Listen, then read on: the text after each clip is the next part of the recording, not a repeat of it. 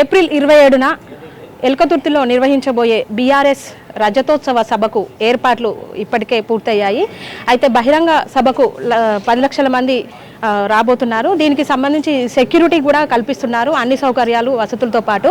అయితే సెక్యూరిటీకి సంబంధించి మాకు తెలిపేందుకు ఆర్ఎస్ ప్రవీణ్ కుమార్ గారు మనతో పాటు ఉన్నారు. వారిని అడిగి తెలుసుకుందాం. సార్ నమస్తే. సార్, ఇప్పుడు ఈ బహిరంగ సభ అంటే చాలా అతిపెద్ద బహిరంగ సభగా చెప్తున్నారు కదా, దీనికి ఎంతమంది సెక్యూరిటీని కల్పిస్తున్నారు? వేల మంది, ఇప్పుడే చెప్పలేము. ఇవాళ వరంగల్ పోలీస్ కమిషనర్తో మీటింగ్ అయింది. వేల సంఖ్యలో ఉంటుంది పోలీసులు కూడా, ఎందుకంటే లక్షల్లో వస్తున్నారు కాబట్టి, అందులో రాష్ట్రం నలుమూలల నుంచి వస్తున్నారు కాబట్టి చాలా పెద్ద ఎత్తున భారీ బందోబస్తు ఉండబోతుంది. అయితే మొత్తం పోలీసులతోనే కాదు ఇది, ఎందుకంటే లక్షలాది మంది జనాలు వస్తారు కాబట్టి పార్టీ శ్రేణులు కూడా, పార్టీలో ఒక వాలంటరీ వింగ్ ఒకటి క్రియేట్ అయింది. ఆ వాలంటీర్స్ అందరూ కూడా పోలీసులకు సపోర్ట్గా మొట్టమొదటి సభాస్థలి, దాని తర్వాత పార్కింగ్, తర్వాత మూడవది ట్రాఫిక్, ఈ మూడింటి మీద కూడా బాగా ఫోకస్ చేస్తున్నాం. అంటే మా ఉద్దేశం ఏంటంటే ఈ సభకు వచ్చే ప్రతి పౌరుడు, ప్రతి పార్టీ కార్యకర్త కూడా ఇంటి నుంచి ఎంత క్షేమంగా ఇక్కడ సభాస్థలికి వస్తాడో అంతే క్షేమంగా మళ్ళీ ఇంటికి పోయేదాకా వాళ్ళను 24/7 మానిటర్ చేస్తామండి. ఇంకా మొట్టమొదటిసారిగా ఏం చేస్తున్నామంటే ఈసారి ఒక కమాండ్ అండ్ కంట్రోల్ రూమ్ కూడా పెడుతున్నాం ఇక్కడ. సో కమాండ్ అండ్ కంట్రోల్ రూమ్లో నిరంతరం సీసీటీవీ కెమెరాల ద్వారా, తర్వాత వైర్లెస్ సెట్ల ద్వారా, తర్వాత మొబైల్ ఫోన్స్ ద్వారా, ఇంకా హాట్లైన్స్ ద్వారా కంటిన్యూస్గా హ్యూమన్ మూమెంట్ అంతా కూడా, హ్యూమన్ అండ్ వెహికులర్ మూమెంట్ అంతా కూడా మానిటర్ చేస్తుంటాం. పోలీసులు ప్లస్ పార్టీ సీనియర్ నాయకులు అందరూ కూడా కలిసి కోఆర్డినేషన్తో చేస్తూ ఉన్నారు. అంటే సార్, వరంగల్ సిపి చెప్పారు 1500 మంది పోలీస్ సిబ్బందిని పెట్టామని, మీరు అంటున్నారు వాలంటీర్స్ కూడా పెడుతున్నాం. అంటే ఉమెన్ జెన్ వీళ్ళని, అంటే వాళ్ళకి ఏమైనా ట్రైనింగ్ ఇచ్చారా ఇప్పటివరకు? వాలంటీర్స్ ఆల్రెడీ ట్రైన్డ్ అండి, వీళ్ళంతా ట్రైన్డ్ వాలంటీర్స్. మళ్ళీ 26వ తారీఖు నాడు కూడా మళ్ళీ ఒక స్పెషల్ ట్రైనింగ్ ఇవ్వబోతున్నాం, ఎందుకంటే ప్రతి సభాస్థలి కూడా డిఫరెంట్గా ఉంటుంది. Elkathurthi is different from Warangal, Warangal is different from Karimnagar. So అందుకొరకు సభాస్థలిని బట్టి ఆ భౌగోళిక స్వరూపాన్ని, అక్కడ స్పెషలైజ్డ్ పరిస్థితులను బట్టే ఈ బందోబస్తు అనేది డిసైడ్ అవుతుంది. సో అందుకొరకు 26వ తారీఖు నాడు మళ్ళీ ఒకసారి ఒక ర్యాపిడ్ ట్రైనింగ్ ఇస్తున్నాం అందరికీ. సార్, అంటే మామూలుగా చిన్న సభ నిర్వహిస్తేనే కార్యకర్తలకు దెబ్బలు తగలడం కానీ, ట్రాఫిక్లో కొంచెం ప్రాబ్లమ్ క్రియేట్ కావడం ఇట్లా ఉంటాయి కదా.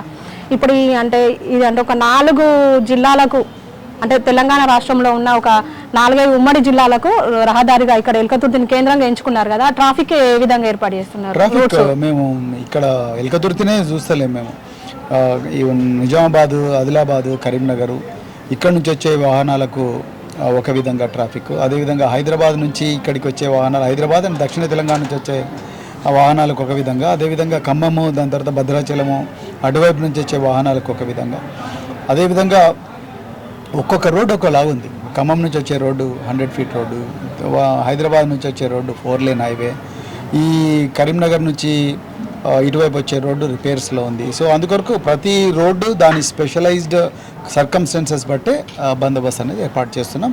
ప్రత్యేకించి ఎక్కడ కూడా జామ్ కాకుండా, వాహనాలు ఒకటికొకటి ఢీకొనకుండా, అదేవిధంగా ఆ పరిస్థితి రాకుండా 99.99% అలాంటి పరిస్థితి తలెత్తకుండానే జాగ్రత్తలు తీసుకుంటాం. అంటే 25 సంవత్సరాలు పూర్తి చేసుకున్న బీఆర్ఎస్ పార్టీ రజతోత్సవం అనేది మామూలుగా కార్యకర్తలు, నాయకుల మధ్యలోనే జరుపుకోవాల్సింది, ఇంత పెద్ద ఎత్తున బహిరంగ సభ పెట్టడానికి గల ప్రధాన కారణాలు ఏంటి? అంటే బీఆర్ఎస్ పార్టీ అనేది కేవలం ఆ పార్టీ కార్యకర్తలది మాత్రమే కాదండి, తెలంగాణ ప్రజలది. అందుకొరకు తెలంగాణ ప్రజలందరూ కలిసి చేసుకుంటున్న పండుగలాగానే మేము చూస్తున్నాం. ఈరోజు పార్టీ ఒక్కటే అంతర్గతంగా చేసుకునే పండుగ కాదు, ఇది ప్రజల సమక్షంలో, ప్రజల కోసం, ప్రజల చేత జరుపుకుంటున్న పండుగ. అందుకొరకు తప్పకుండా పెద్ద ఎత్తున, అంటే బీఆర్ఎస్ పార్టీ అనేది నీళ్ళలో చేప లాంటిది. సో అందుకొరకు ప్రజలను, బీఆర్ఎస్ పార్టీని విడదీసి చూడలేము. అందుకొరకే ఈ ప్రజల పండుగగా, ఒక మేడారం సమ్మక్క సార్లక్క జాతరగా, ఒక పుష్కరాల్లాగా ఈ పండుగ కూడా జరగబోతుంది. సార్, ఇంకొక విషయం, బీఆర్ఎస్ 10 ఏళ్ల అధికారంలో ఎంతోమంది పేద, బడుగు, బలహీన వర్గాల పిల్లలందరూ కూడా ఒక మంచి ఉన్నత స్థాయిలోకి వెళ్ళిండ్రు విద్యాపరంగా చూసుకుంటే మీ ఆధ్వర్యంలో. ఇప్పుడు ఈ సిచ్యువేషన్లో ఎట్లా ఉంది సార్ విద్యా వ్యవస్థ? బాగాలేదండి, అసలు బాగాలేదు, శ్రద్ధ లేదు ప్రభుత్వానికి. ఈరోజు కూడా ఒక అమ్మాయి డిగ్రీ కాలేజీలో ఆత్మహత్య చేసుకున్నదంటే మీరు అర్థం చేసుకోండి. ఇప్పటివరకు దాదాపుగా 86 మంది అబ్బాయిలు, అమ్మాయిలు చనిపోయారు ప్రభుత్వ పాఠశాలల్లో. మరి ఈ పరిస్థితి గతంలో ఎప్పుడూ లేదండి. అందుకొరకు అది అసలు విద్యా వ్యవస్థ మీద ముఖ్యమంత్రి చేతిలో విద్యా వ్యవస్థ ఉన్నప్పుడు ఈ పరిస్థితి ఉంటే ఇంకా వేరే మినిస్టర్ దగ్గరికి విద్యా వ్యవస్థ పోతే ఎంత ఘోరంగా ఉంటుందో మీరు అర్థం చేసుకోండి. సో అందుకొరకు ఈ ప్రభుత్వం అసలు విద్య అంటేనే దూరం పెడుతుంది. ఈ ప్రభుత్వానికి కావాల్సినంత భూములు, ఆ భూములను కబ్జా చేయడం, దాని తర్వాత ఆ భూములను వేలం వేయడం, ఆ తద్వారా వచ్చిన ఆస్తినంతా కూడా వాళ్ళ ఖజానాలో కొంత, ఢిల్లీ ఖజానాలో కొంత వేయడం తప్ప ఇంకొకటి లేనే లేదు. లేకపోతే తెలంగాణకు ఉండే అత్యంత ముఖ్యమైన ఆస్తి భావితరాలు అంటే విద్యార్థులు. ఆ విద్యార్థులను ట్రైన్ చేయడంలో ఇప్పటివరకు ప్రభుత్వం ఒక విధానంతో రాలేదు. సిలబస్ చేంజ్ చేయలేకపోయారు, అదేవిధంగా స్కూళ్లకు పర్మనెంట్ బిల్డింగ్లు కట్టలేకపోయారు, అదేవిధంగా విద్యార్థులకు కోచింగ్ ఇవ్వలేకపోయారు, అదేవిధంగా ఇంకా చాలా నిరుద్యోగులకు జాబ్ క్యాలెండర్ ఇవ్వలేకపోయారు. అమ్మాయిలకు అబ్బాయిలకు విద్యార్థి భరోసా కింద ప్రామిస్ చేసిన 10,000 రూపాయల నుంచి 1,00,000 రూపాయల దాకా పారితోషికాలు ఇవ్వలేకపోయారు, స్కూటీలు ఇవ్వలేకపోయారు. ఇంకా వాళ్ళు ఏమిస్తారంటే నాకు అర్థం కాదు. సో అందుకొరకు ఈ ప్రభుత్వానికి విద్య మీద ఏ మాత్రం కూడా శ్రద్ధ లేదు. సార్ అంటే మీరు విద్యాశాఖ మంత్రి లేని ఏకైక రాష్ట్రం తెలంగాణ దేశంలో.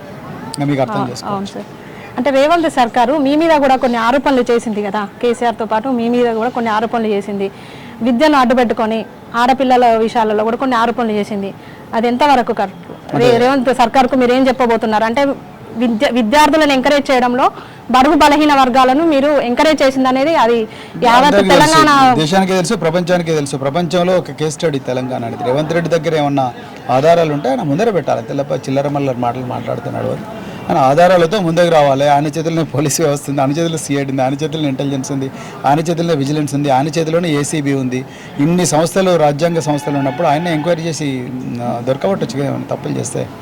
ఓ కాంగ్రెస్ వాళ్ళకు దిశ దశ ఏమీ లేదండి. వాళ్ళు అంతర్ధానం అయిపోతున్నారు. ఇంకా వాళ్ళతో కాదు, వాళ్ళు ఇవాళనో రేపు పడిపోతుంది ప్రభుత్వం 100%. ఈ రేవంత్ సర్కార్లో విద్యా వ్యవస్థలో పిల్లలు మీకు ఏమైనా సమస్యలు మీ దృష్టి తీసుకొచ్చిలా సార్? చాలా చాలా సమస్యలు. ఈ సమస్య లేని సమస్య ఏంది? స్కాలర్షిప్లు రావట్లేదు, స్కూళ్ళల్లో పరిస్థితులు బాగలేవు, అదేవిధంగా విద్యార్థులకు కౌన్సిలింగ్ లేదు, అదేవిధంగా తిండి సరిగా ఉండడం లేదు, విషాహార సంఘటనలు జరుగుతూ ఉన్నాయి. ఉన్నత విద్యాలయాలకు, యూనివర్సిటీస్కు, తర్వాత కాంపిటేటివ్ ఎగ్జామినేషన్స్కి కోచింగ్ లేదు. ఒకప్పుడు సమ్మర్ క్యాంపులు ఉండేవి, ఇప్పుడు సమ్మర్ క్యాంపులు లేవు. తర్వాత ఎంబీబీఎస్, నీట్, ఐఐటీలు, తర్వాత ఇంకా రకరకాల గొప్ప యూనివర్సిటీలకు పోయిన పిల్లలకు పారితోషికాలు ఇచ్చేది కేసీఆర్ గారి టైంలో. 50,000 రూపాయలు ఒక ల్యాప్టాప్ ఇచ్చేది. అలాంటివి ఏమీ లేవు. స్పోర్ట్స్ అయితే పూర్తిగా అడుగంటిపోయినాయి. ఇంకా ఏముంది తెలంగాణలో? వల్లకాడు తప్ప. తెలంగాణ వల్లకాడు అయిపోయింది వీళ్ళ వల్ల. Thank you sir. అంటే ఒకటి సార్, ఇప్పుడు ఈ సభ ద్వారా రేవంత్ సర్కార్కు ఏం హెచ్చరికగా చేయబోతున్నారు బీఆర్ఎస్ పార్టీ నుంచి? నిజానికి ఈ సభ రేవంత్ సర్కార్కి హెచ్చరిక చేయడం కోసం పెట్టింది కాదు. అది నేను ప్రత్యేకంగా చెప్పాలనుకున్నా. ఎవరికో హెచ్చరిక లేకపోతే ఇంకేదో చేయాలని కాదు. మొట్టమొదటి ఈ సభ ముఖ్య ఉద్దేశం ఏంటంటే,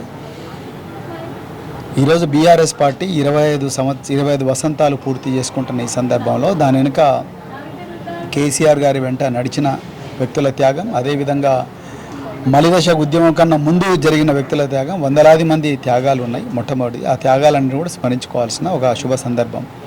రెండవది ఏంటంటే, ఈరోజు తెలంగాణ పుట్టెడు దుఃఖంలో ఉన్నది. ఆ పుట్టెడు దుఃఖంలో ఉన్న తెలంగాణ ప్రజలందరినీ ఓదార్చాల్సిన సమయం ఇది.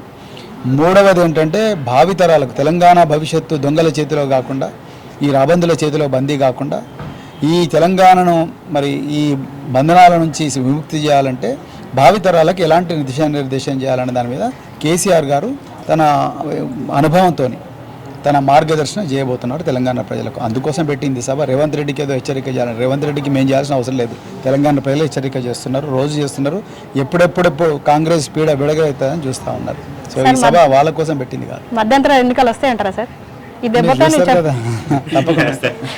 Thank you. ఇది 27న జరగబోయే రజతోత్సవ సభ నుంచి ప్రజల నుంచి స్పందన ఏ విధంగా వస్తుందనేది తెలుస్తుంది.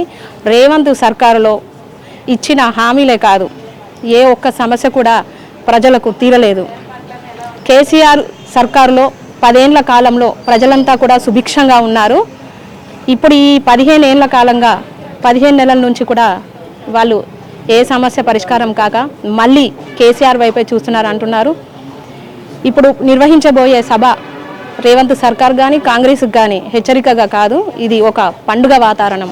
బీఆర్ఎస్ పార్టీకే కాదు, యావత్ తెలంగాణ ప్రజలందరూ కూడా నిర్వహించుకునే పండుగ అని చెప్తున్నారు ఆర్ఎస్ ప్రవీణ్ కుమార్ గారు. హుజురాబాద్ కిడ్స్ కాలేజ్ నుంచి కెమెరా పర్సన్ సతీష్తో సోనీ, వరంగల్ టైమ్స్.